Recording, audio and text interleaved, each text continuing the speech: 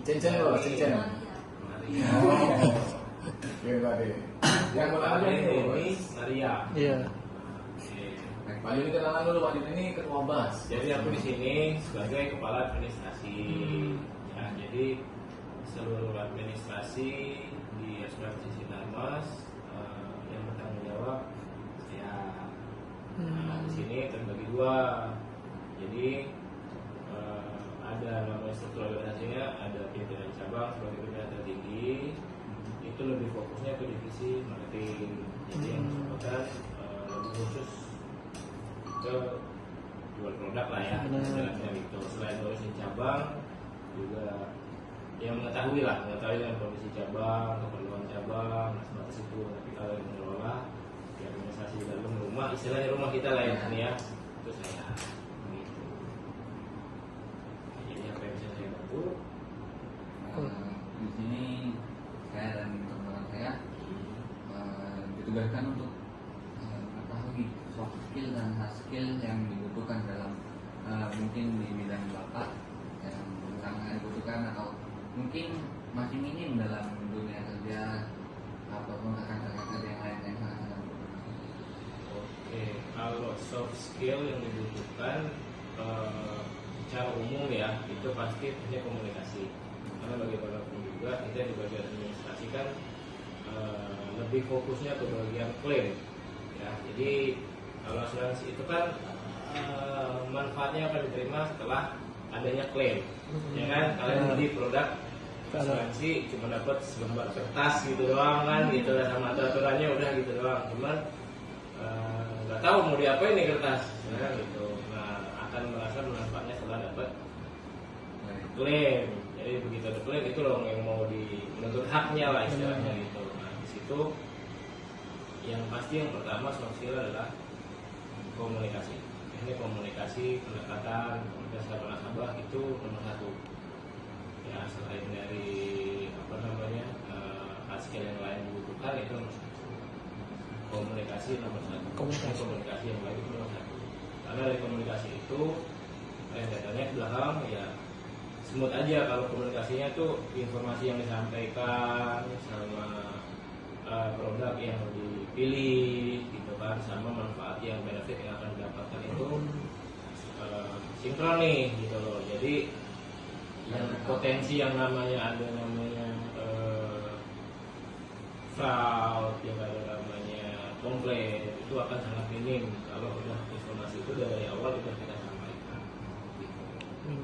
Tapi ada terjadinya komunikasi dalam Pasti ada ya. Jadi kan namanya peraturan itu kan pasti secara teori ya. Secara prakteknya kan pasti lebih berkembang lagi gitu kan.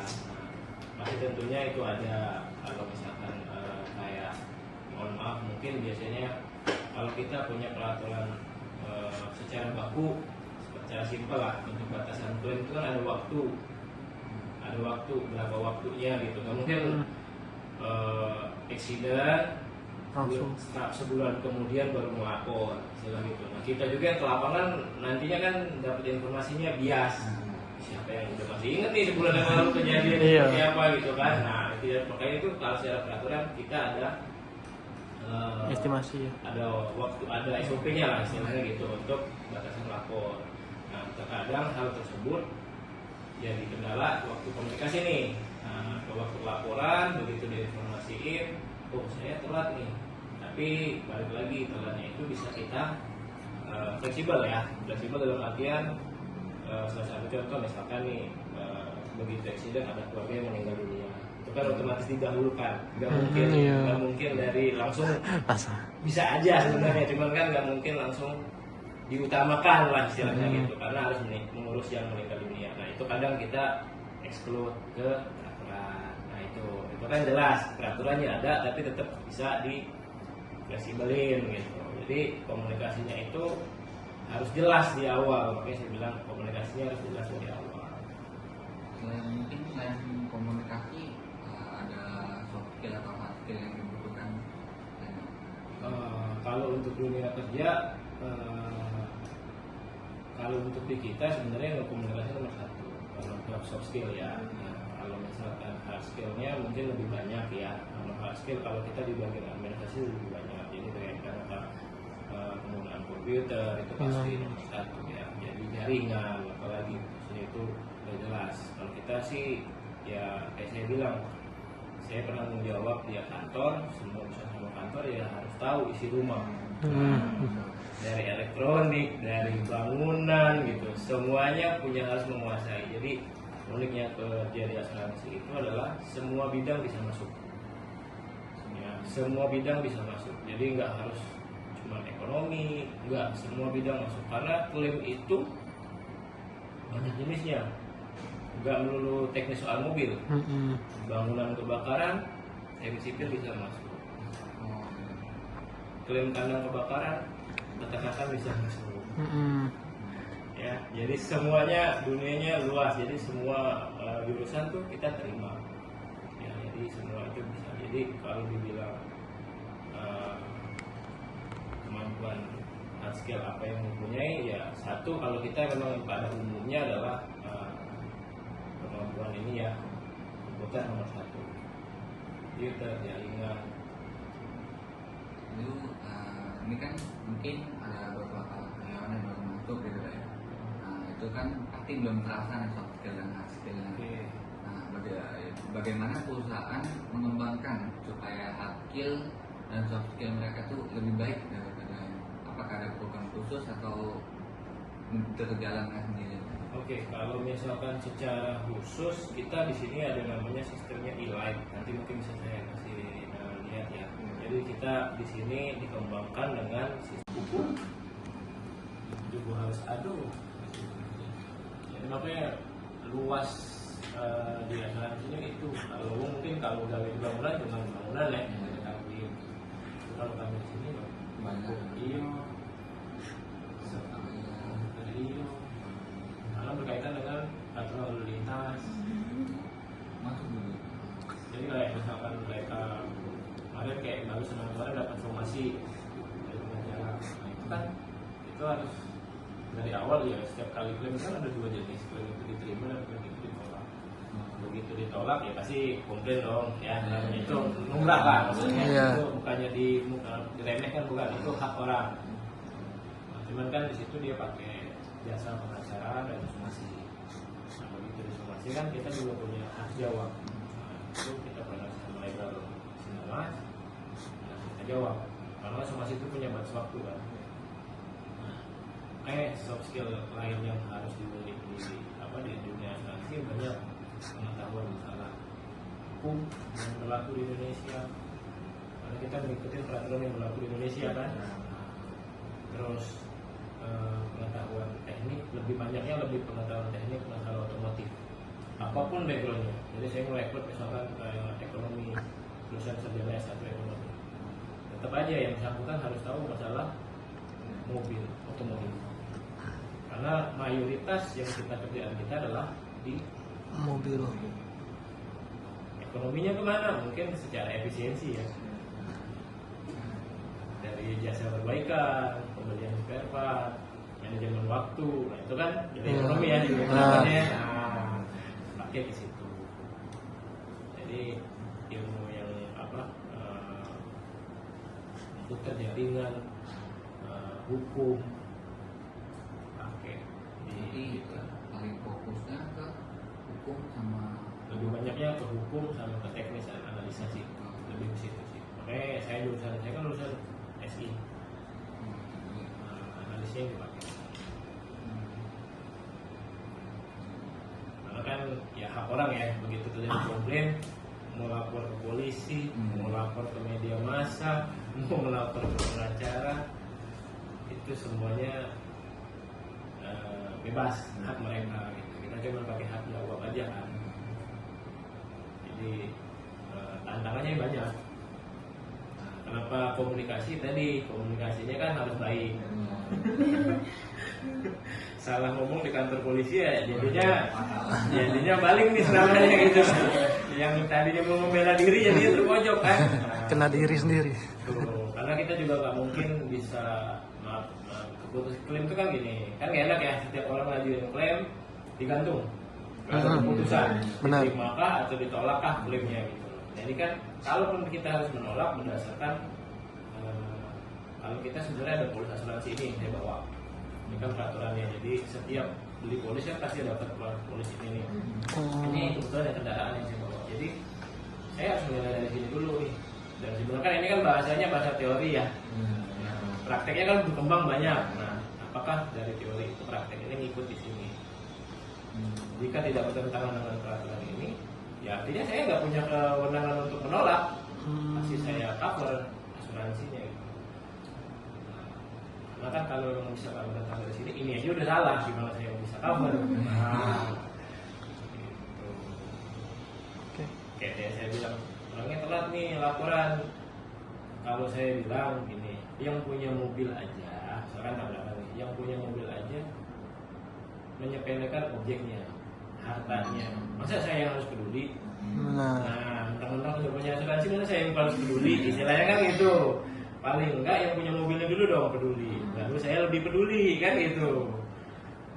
Tapi kalau misalkan lupa aja, udah 2 minggu lah misalkan, udah lupa aja Pak saya lapor, enak bener kan gitu loh. Nah, saya nggak bisa menerima alasan seperti itu. Tapi kalau misalnya ya misalkan saya harus ngurusin buka dulu Pak, macam itu kan tolerannya oke lah ya, maksudnya kita tahu saya dirawat di rumah sakit bisa dibuktikan dari kwitansi rumah sakit, uangnya aja kapan gitu kan baru ngurusin, oke lah itu masih. Tapi kan peraturan yang jelas ditulis di sini gitu loh. Syarat-syaratnya. Syarat-syaratnya. Kayak kalau human error ya pasti ada. Tidak mungkin ya hafal isi semuanya. Gitu kan. Saya sama kayak pengacara nggak mungkin semua kitab KUHP itu di KUHP itu dihafal gitu kan, sama persis kan enggak. Cuman inti dan maksudnya tahu gitu. Oh ini melanggar, oh ini enggak. Nah, komunikasi itu yang harus tersampaikan dengan baik. Iya, jadi kalau saya udah sampein sama customer, terlepas customer itu ngerti atau enggak dan dia mau bertanya atau enggak, itu kan haknya dia gitu loh. Saya tidak punya kewajiban harus yang bersangkutan ngerti, saya jelasin enggak. Gitu. Mungkin kesadaran kalau di asuransi ya, mungkin kesadaran dari pembeli produk. Jadi gini, mungkin orang tua atau teman-temannya tuh pernah beli mobil lah ya secara kredit atau motor, dan itu kan setiap leasing, setiap perusahaan pembiayaan leasing itu kan nggak mungkin nahan objeknya ke dia sendiri, dia pasti mengasuransikan ke perusahaan asuransi. Nah, tanpa kita sadari adalah kita nggak tahu itu asuransinya seperti apa. Begitu terjadi eksiden barulah mencari Nyari informasi. baru mencari tahu ini kemana sih, ada nggak atau ini ada asuransinya nggak sih. Karena dari awal juga udah ada gitu kan, cuman nggak mengetahui si produknya. Jadi disitulah yang terjadinya dispute, kayak tadi telatlah melapornya atau bukan, udah motornya udah jual kemana, orang lain lagi yang lapor. Itu kan sudah beda lagi case-nya ya. Karena kan kita juga nggak punya kewajiban harus pada saat beli mobil kan saya nggak ada di situ kan, petugas asuransi kan nggak ada yang ketemu saya jelaskan. Itu kan nggak mungkin saya jelasin satu-satu. Pak ini dari 1 sampai 34 kalau pasti ada kan nggak mungkin. Kecil ini dipakai untuk semua pertemuan grup jadi pimpinannya. Jadi kan paguyuban ini dibentuk untuk bakti sosial. Jadi kalau memang misalkan nanti ada apa, maaf ya ada bencana atau ada apa keluarga misalkan di sekitarnya yang kayak kemarin itu terakhir korban kebakaran ya, nah itu boleh menghubungi sekretariat kami. Nah, nanti biar mereka temukan nih apa yang bisa dibantu untuk bakti sosial mereka. Jadi ruangan inilah yang dipakai buat mereka meeting setiap minggunya, itu pasti ada bakti sosial. Jadi setiap minggu giliran aja tuh siapa-siapa ini yang bikin programnya siapa, banknya kah, leasingnya kah, atau forestry-nya gitu ya. Jadi giliran setiap minggu tuh mereka harus masukin semuanya, karena setiap bulan kita iuran. Jadi iuran itu wajib keluar juga buat sosial. di ruangan inilah yang berarti buat Abu Iban bikin acara. Gitu, bentuk timnya dari sini. Beda kan? Beliaunya asal muasal dari mana tuh? Nah, itu harusnya penting data itu. Aku dengar dari sebelah tadi stopnya. Ya, sama aku juga dari MDP dulu sih, tapi belum universitas. Oh, STEMIK masih. Jadi adalah senior musia anak. Jurusan apa kemarin Om? Saya SI. Oh, sistem informasi. Tahun berapa angkatan? Mungkin sama siapa ya? Bu Yulistia ya, masih nggak? Oh, tahu. Masih ada Pak. Dekan tuh. Dekan. Iya. Nah, itu yang Bu Yulistia masih gadis. Ini kan sudah ya. Nah, dosen aku tuh Bu Yulistia kan. Nah, itu waktu dia masih gadis. Pak Hengki masih? Hengki. Hengki Monggo ada lagi? Masih Pak. Masih. Iya. Kalau ketemu salam ya. Tahu deh. Mana tahu udah mana ada iyonya nggak ngerti juga. Jadi sebenarnya aku tuh dulu hampir setiap tahun ke MDP cari kandidat. Dulu ada survei juga. Cari kandidat. Jadi setiap itu tuh aku nyari kandidat. Dulu dibantu sama Pak Hengki Monggo. Karena setiap tahun Sinarmas ini bukan setiap tahun juga sih, kadang setahun bisa juga beberapa kali. Itu rekrutnya itu yang anak-anak teknik sebenarnya. Anak teknik itu kan banyak dari komputer, ada teknik itu kan banyak teknik. Ini minta masuk langsung ke programnya ODT tadi. Jadi dari eksternal langsung ke ODT. Sampai sekarang masih. Kalau sekarang jarang aku nyari motor lagi karena waktu itu ada. Masih bekerja. Karena aku ngobrol sama Pak Hengki bantu rekomen nih, ini, sama kayak itu sama sampai. Aku masih nggak sih dosen yang aku masih belum. Ayo.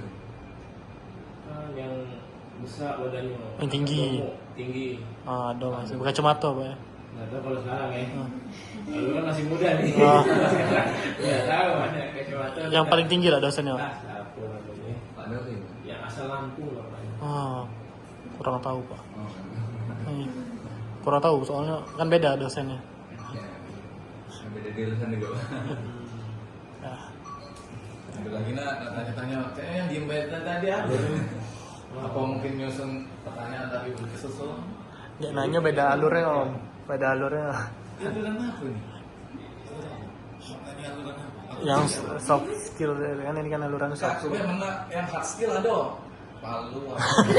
Di bagian ini. Belakang. Bawah. Jadi kita dia. Iya. Ketemu nggak? Aduh, kayak gitu. Ketemu nggak?